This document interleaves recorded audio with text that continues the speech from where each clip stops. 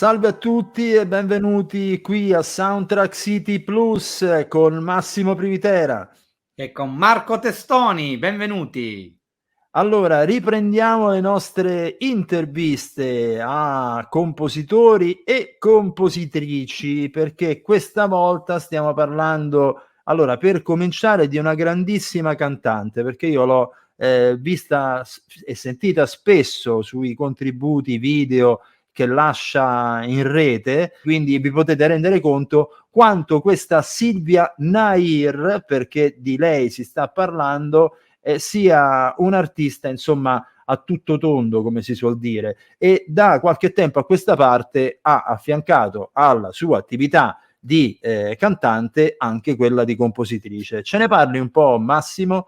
Nair è un nome d'arte che lo prende dal cognome, dal nome della madre, tra l'altro, che è una mamma egiziana, e vuol dire luminosa, e vedrete nella nostra intervista quanto è luminosa questa autrice a 360 gradi. 4 ottave di estensione la Silvia Nair, che da anni lavora nell'ambito musicale, e pensate che è uno dei pochi casi in cui abbiamo fatto anche questa domanda.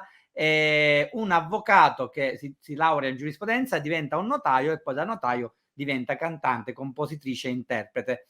È strepitosa, ha lavorato con Lucio Dalla, con Claudio Baglioni, con Andrea Bocelli, con Ron, poi ha scritto anche per importanti eventi, ha scritto anche per Papa Giovanni Paolo II, per Papa Benedetto XVI, ha scritto degli album che poi di cui parleremo con lei, ma da un po' di tempo a questa parte si occupa anche di cinema da un punto di vista di colonne sonore per film e di colonne sonore per documentari, che non sono neanche facili da musicare. E per l'appunto lei ha lavorato con Questo è mio fratello, un docufilm di Marco Leopardi, ma l'ultima sua opera è il numero 9 Gabriel Batistuta, un docufilm di Pablo Benedetti che celebra la vita e la carriera di questo campione argentino, dove c'è questo brano bellissimo che si chiama Freedom, e andremo a parlarne nello specifico. Poi ha realizzato anche una colonna sonora per un film drammatico thriller psicologico, Ania, Real Love Girl, di Paolo Martini e Pablo Benedetti. Ha scritto anche un altro docufilm, Il triangolo della morte, I mostri di Firenze, dell'americana Andrea Vogt, andato su Sky. E poi comunque anche altre opere, tra cui quel film carino, Bentornato papà, di Domenico Fortunato, che di Rai Cinema, che è stato trasmesso sulla Rai. Quindi comunque è un personaggio che ci ha raccontato, e vedrete la verve che ha, che è veramente strabordante, simpaticissima, bellissima donna, carinissima, molto affettuosa, molto simpatica, veramente spumeggiante il suo modo di raccontarsi e di raccontare come scrive e come compone. Peraltro voglio dire piena di belle idee e soprattutto dei bei progetti per quanto riguarda la sua attività live, di cui ci parlerà abbondantemente poi durante l'intervista. Quindi io direi di andare a sentire questa nostra intervista a Silvia Nair.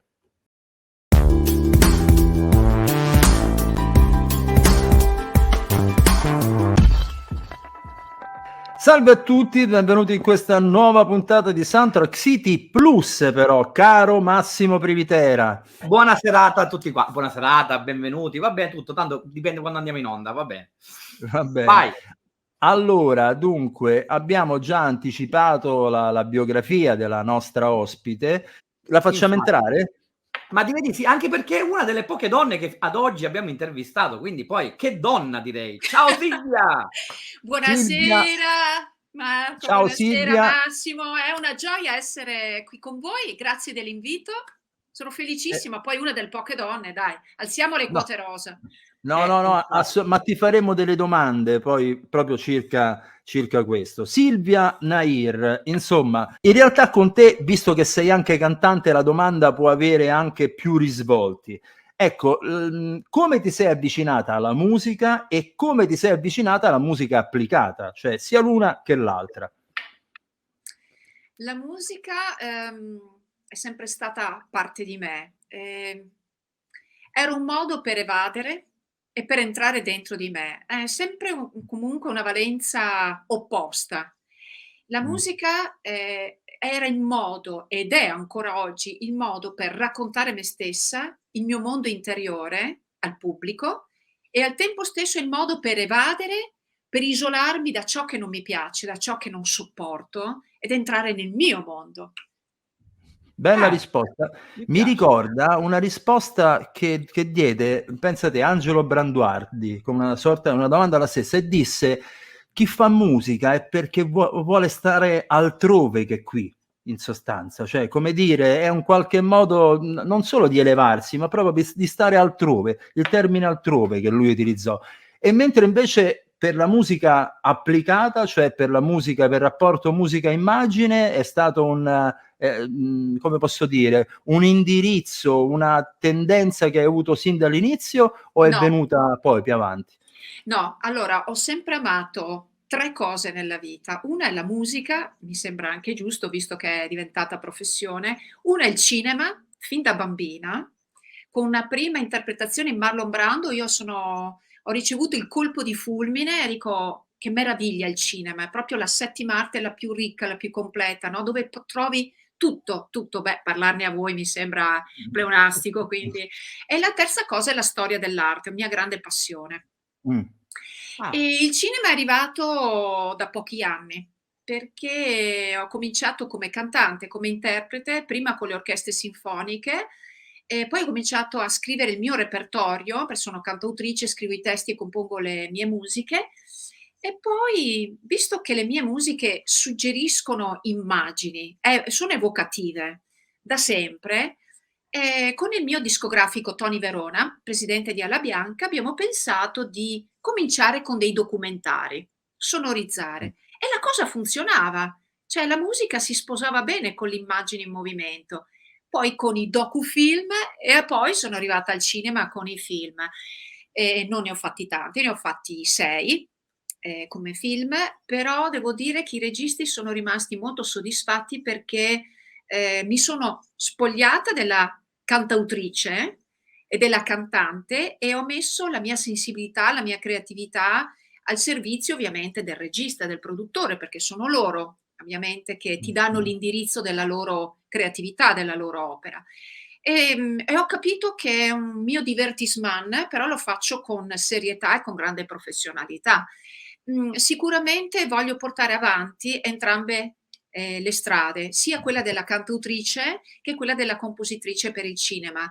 Ehm, Non mi sento più di farne solo una, perché sono molto sfaccettata, sono multiforme e ho bisogno di trovare stimoli, soddisfazioni, sfide, soprattutto la sfida è la Mh. parola chiave della mia vita, è tutta una sfida. Guarda, allora ti faccio una domanda, proprio quasi vabbè, poi voglio fare vedere anche il tuo album, Luci e ombre, perché ora diciamo che forse la domanda si abbina a questo titolo meraviglioso. Ma come mai una donna che fa studi di giurisprudenza, diventa avvocato e poi diventa notaio, poi si lancia nella musica? Cosa Guarda, lega il notaio al musicista, alla cantante? nulla. Nulla. Allora, durante le medie, il liceo, frequentavo il conservatorio, pianoforte, con tutte le materie complementari. E poi mi sono iscritta appunto a giurisprudenza, mi sono laureata, ma con una famiglia di giuristi in casa, mio padre notaio, un fratello notaio, una sorella avvocato, un altro fratello avvocato. Potevo scegliere qualcosa di diverso? No. No, Ma però dopo, siccome sono una bastarda dentro, ho detto: "Okay". Ho studiato volentieri, ho fatto tutto, mi sono laureata, ho fatto la pratica, adesso scelgo quella che è la mia indole, la mia natura. Io sono un'artista. sì, vedi. E non è dopo sai, si tratta di capire qual è il tuo strumento espressivo, la pittura, la regia, la fotografia, la musica, la recitazione, però quando hai questa linfa dentro, questo motore, non so come definirlo perché il senso dell'arte è tante cose, no? È un'attitudine che nasce con te e morirà con te. Magari non farai l'artista un giorno, magari non ci riuscirai mai, però sei così, non puoi farci niente. E non volevo più andare contro natura. Ho abbandonato tutto, tutto, incluso il fidanzato dell'epoca. Bene. Ehm, con tra l'altro anche con la disapprovazione degli amici, del giro, no, che diceva: "Ma come? Con la tua mensa giuridica? Ma ti sei laureata in giurisprudenza? Ma" no, non ho ascoltato nessuno, ho seguito la mia inclinazione. Dovevo seguire la mia strada. La sfida di cui vi parlavo, quella era già una prima sfida, perché io a 30 anni ho mollato tutto, non a 15, 16 anni, eh. Certo, Eh. certo. Ma sai perché facciamo questa domanda? Perché di tanti compositori che abbiamo intervistato, c'è chi è figlio d'arte, chi invece viene da tutt'altro mondo, e comunque quello che abbiamo notato è che la strada non è mai in discesa, anche per i figli d'arte, anzi soprattutto quindi Incombe il nome, incombe, l'autorevolezza, sì. però io, se permetti, ho particolare predilezione per chi arriva invece da un altro mondo e si reinventa completamente, rischiando, come è il caso di Silvia, perché quando stai lì stai senza rete, cioè non è che non sai Mi son bene che cosa trovata da trovi. sola a Rovigo, Appunto, che non è Milano o Roma, Mm, Rovigo, mm, piccola mm, città mm. di provincia tagliata fuori da tutto, poi quindi, la mia famiglia non mi ha aiutato, mi ha capito mia madre. Mia madre era Vedi? un'artista, nel senso che non aveva studiato canto, pianoforte, infatti io le prime lezioni di pianoforte mi ha preparato per entrare dentro in conservatorio proprio mia madre. Mm. E lei mi ha capito e psicologicamente mi ha aiutato, questo. Ma per il resto Vedi? avevo tutti contro, tutti. E Sì, quindi sì. e questo è il motivo del tuo nome d'arte? Sì, sì. Nair è il nome della mia mamma, che significa è un termine egizio, significa bagliore, luminosa, e credo che mi racconti perché sono una persona positiva, sono solare, nonostante tutto e tutti, trovo sempre comunque l'amore per la vita, per l'amore per me stessa, l'amore per il prossimo che mi danno una grande forza per andare avanti, mi rialzo sempre. Quindi Nair, Nair, Nair, luce, luce, luce Vedi, vedi. abbagliante. Senti Vedi Silvia, Silvia che fuoco che c'ha ma dentro, Silvia proprio. è una potenza. Poi quando la conosci dal vivo, come è successo a me, perché l'avevo già intervistata per colonne sonore prima, Massimo, un però bacio a te. devo dire che Silvia è magmatica, è un vulcano in eruzione. Io che poi ho vissuto ai piedi sotto un vulcano, letteralmente, l'Etna, e devo dire che lei è vulcanica da molti punti di vista. Senti, ma diciamo, faceva piacere farti questa domanda perché tu, visto che hai abbracciato molteplici campi dal punto di vista musicale, perché sei cantante, autrice, compositrice, poi sei anche, cioè nel tuo modo di cantare c'è questo lirismo accentuato, questo essere proprio quasi quasi un recitar cantando, quindi c'hai anche questo aspetto molto recitativo. Quanto hai messo nel tuo stile il fatto di aver comunque abbracciato diverse tipologie, c'è la musica pop, la musica lirica, e poi comunque anche diversi autori, perché poi tu hai lavorato con Dalla, con Baglioni, io mi ricordo che in questo album bellissimo, lo faccio rivedere, c'è David Garrett che come special guest, quindi non è che Sì. poi anche Monsignor Marco Frisina, che è l'unico caso italico, direi forse al mondo, di Monsignore che è compositore di colonne sonore, quindi Sì. tra l'altro tra sacro e profano, perché non ha fatto solo colonne sonore per film ovviamente a tema biblico. Sì. Quindi diciamo come poi hai unito tutte queste vite musicali, poi rapportandole nel tuo modo di scrivere per le immagini. Ciò che è vita e ciò che è il mio vissuto emotivo e psicologico, ovviamente lo porto nella mia musica. Anche ad esempio la scelta delle colonne sonore per i film, io non ho quel tipo di professionalità per cui mi commissionano un film e faccio tutto. Devo sentirlo nelle mie corde. Leggo il Okay. soggetto, parlo con il regista, se sento che tocca le mie corde, allora accetto, perché io non sono la compositrice che fa solo questo, no, di professione. Allora cerco di essere un po' selettiva, insomma devo esplorare, non voglio pormi limiti. Magari nella prossima vita farò anche l'attrice, perché era uno dei miei sogni da bambina fare l'attrice, no, mi mettevo davanti allo specchio, cantavo, interpretavo, assumevo certe espressioni, recitavo. Quando arrivava qualcuno, subito ovviamente mi celavo. Però, come hai segnalato tu Massimo, nei videoclip cerco di portare anche l'attrice che vorrei essere. fa tutto parte del mio essere multiforme, sfaccettata. E infatti oggi sto facendo questo, ma un domani non so quello che farò. Farò altre cose, sono certa di questo. Mh. Eccoli, quello è il mio terzo album quale cantautrice, Luci Ombre, una grande produzione internazionale, tra l'altro. Sì. Perché l'ho Sì, con realizzato praticamente, eccetto il brano con il maestro Marco Frisina, l'ho realizzato tutto in Olanda con due grandissimi produttori. Frank van der Heyden è il produttore di David Garrett, ma è stato anche arrangiatore per Michael Jackson, Justin mh. Timberlake. E sono onorata e felice di aver lavorato con lui. Abbiamo lavorato 2 anni e mezzo comunque questo album. Si sentono tutti, non sono quegli Mh. album fatti toccata e No, fuga, proprio no. buttati lì, anzi si sente proprio il lavorio profondo e intenso che c'è dentro. Allora, dicevo che nasco come interprete con le orchestre sinfoniche, ho sempre fatto programmi crossover, dalla storia del musical, da George Gershwin e Andrew Lloyd Webber, a programmi classico leggeri, come arie sacre, brani natalizi, le grandi melodie internazionali, ad esempio le colonne sonore dei film, perché a volte mi trovo non a comporre colonne sonore, ma mi trovo come interprete, come cantante, no? Che interpreto colonne sonore.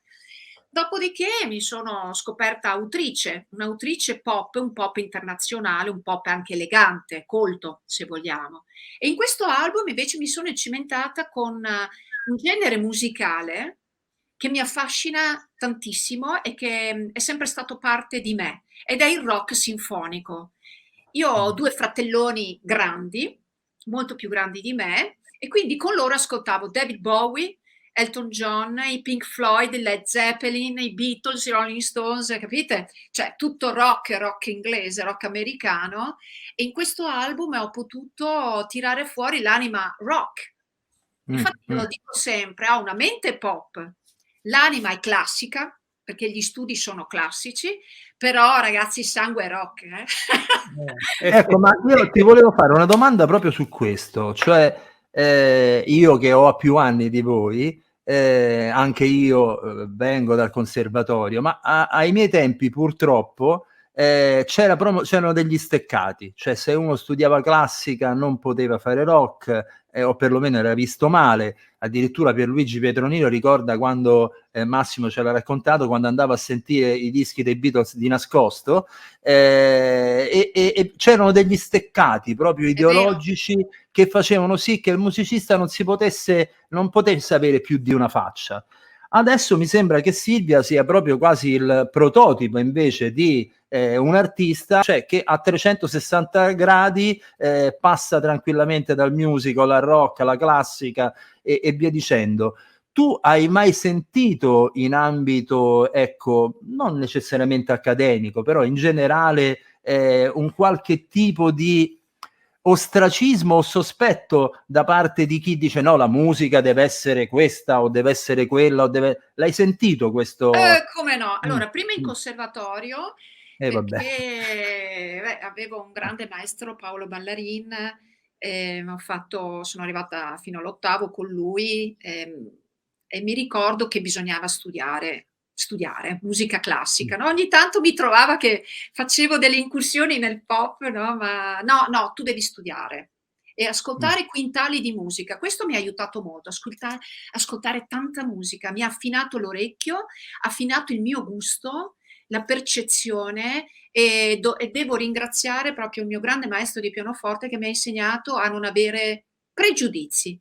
Ma poi io in casa avevo la mamma che era una melomane e poi Mm. amava le grandi voci americane, Frank Sinatra, Elvis Presley, Barbara Streisand, hai capito, queste grandi voci. Mio papà era appassionato di sinfonica e di canzone napoletana, e invece i fratelloni pop rock inglese americano. Quindi già vivevi in un contesto che era un mix Sono un proprio. purpurì, io sono veramente un purpurì. E poi il primo fidanzato, a proposito, il famoso fidanzato mollato lì, come aveva una passione per la canzone d'autore. Grazie, questa me l'ha Ah, trasmessa lui, devo dire. Insomma, è servito a vedi? qualcosa. Vedi? A proposito l'ostracismo, Marco, le Sì. prime volte che ho fatto i concerti con le orchestre sinfoniche, che erano Mm-mm. abituati quindi a fare un repertorio classico, con Sì. grandi direttori d'orchestra, quando io proposi al tempo la storia del musical, credimi, molti prima di sentirmi cantare consideravano questo genere di musica, a parte Bernstein con West Side Story, la consideravano di serie B, cioè Sì. declassata, capito? E a loro, come orchestra, suonare, esibirsi con questo repertorio gli sembrava quasi di venir meno, di svilirsi, di mortificarsi, no? Era una sorta di umiliazione. Quando ho cominciato a cantare, e poi dei brani meravigliosi, West Side Story, ma Kern, Rogers, Kander, Weber, hanno capito il valore, non solo perché è un patrimonio popolare mondiale, ma è musica scritta benissimo, con Anche la grandissimi qualità. arrangiamenti di altissima qualità. Ha cominciato a divertirsi, poi dipende anche come la fai, e han trovato una cantante appassionata, proprio ci mettevo l'anima e ho capito che lì lo steccato è crollato su se stesso. Basta. Poi c'è da dire una cosa, che lei non lo dice, però lo dico io. Lei non è una cantante qualsiasi, cioè nel senso poi, siccome stiamo parlando di una grandissima cantante, lo dico perché la Grazie. seguivo già da prima, cioè stiamo parlando di una cantante tecnicamente, dal punto di vista della qualità, dal punto di vista della timbrica, dal punto di vista della scelta del repertorio e più anche dal punto di vista a questo punto anche della composizione, stiamo parlando di un livello altissimo, quindi se c'è qualcuno che può convincere gli accademici ad aprire le proprie menti, Silvia, insomma, non possono far finta di non notarla. Io ti faccio un'altra domanda un po' scomoda, no?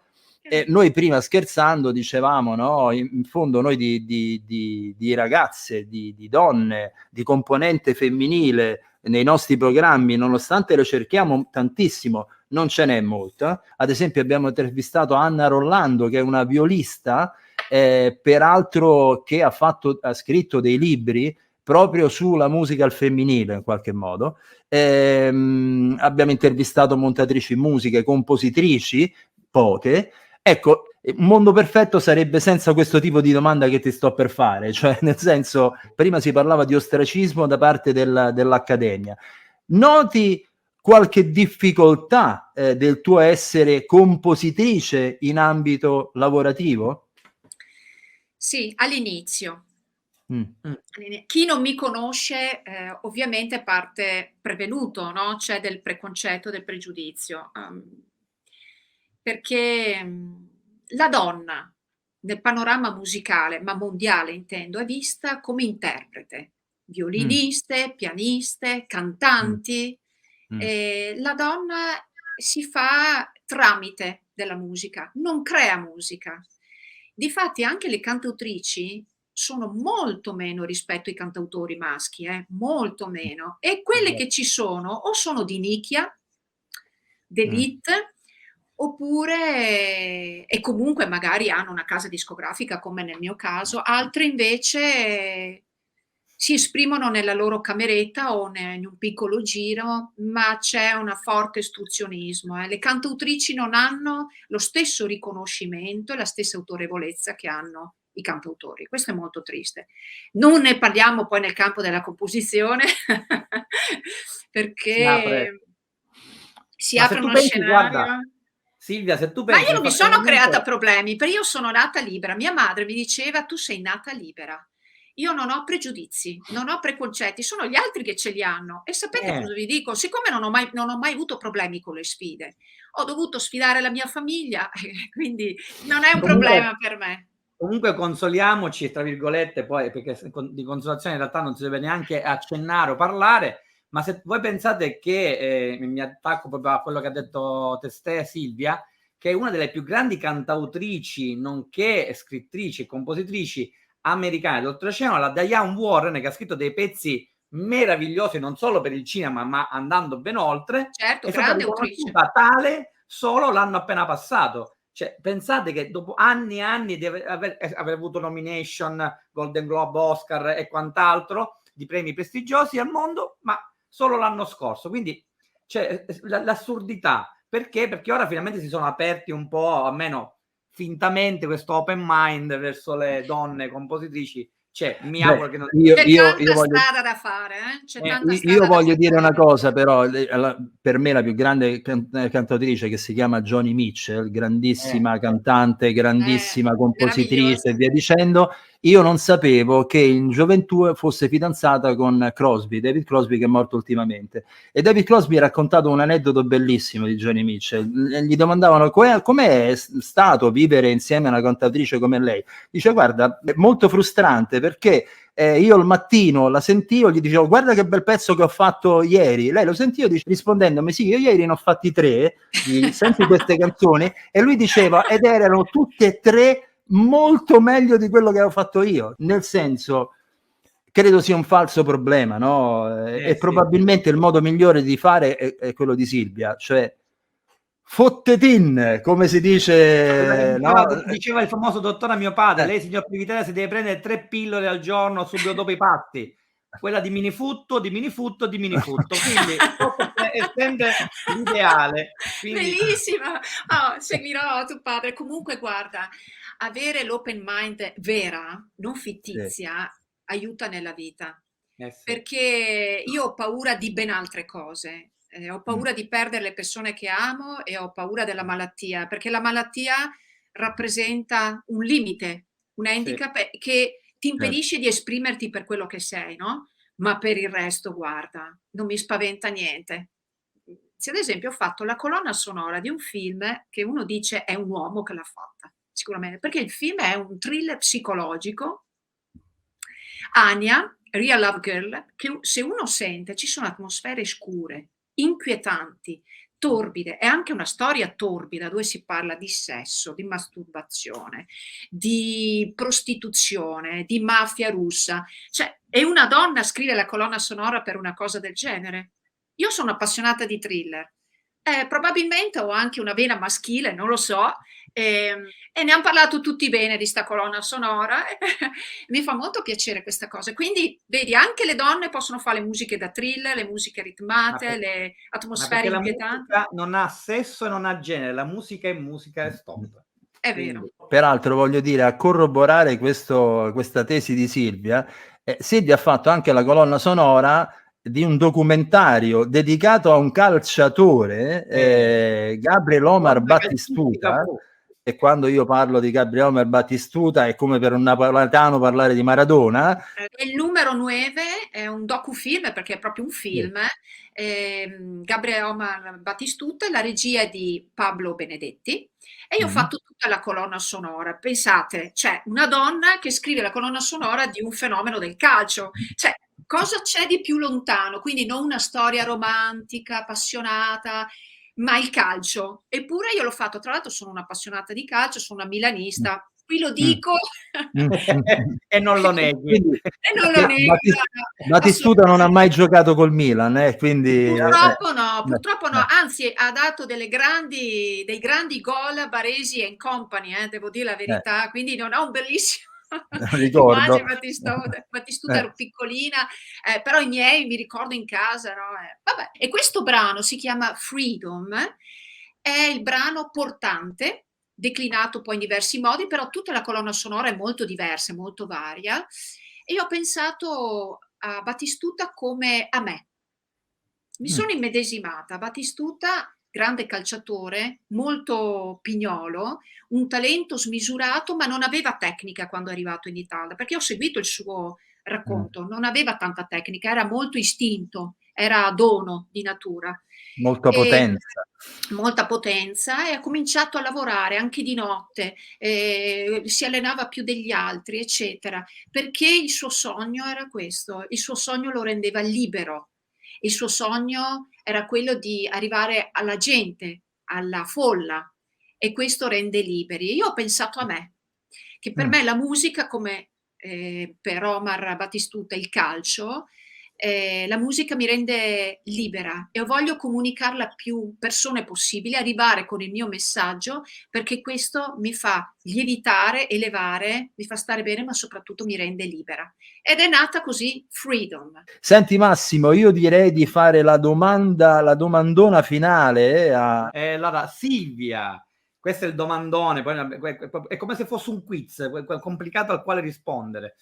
qual è per te la movie song originale più importante, più significativa, più emozionale che ti ha colpito nella tua vita e che ti è rimasta impressa e che ce la vuoi dedicare, ce la vuoi dire? Io scelgo Tu Freedom, scegli dai. Freedom. No, io ne avrei diverse, perché insomma, da cantante, da interprete, mi viene in mente Morricone, da C'era una volta il West, C'era una volta in America, ci sono dei brani cantati meravigliosi, no? La Edda Come dell'Orso, che tra l'altro è ancora bella pimpante come no? ha fatto il compleanno da poco, quindi grandissima donna. Giù la testa anche.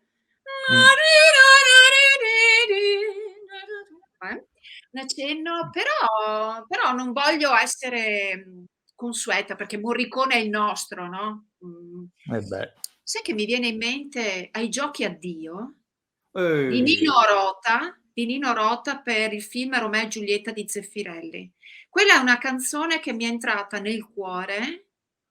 Poi ho sentito una versione di Pavarotti meravigliosa. Vi piace?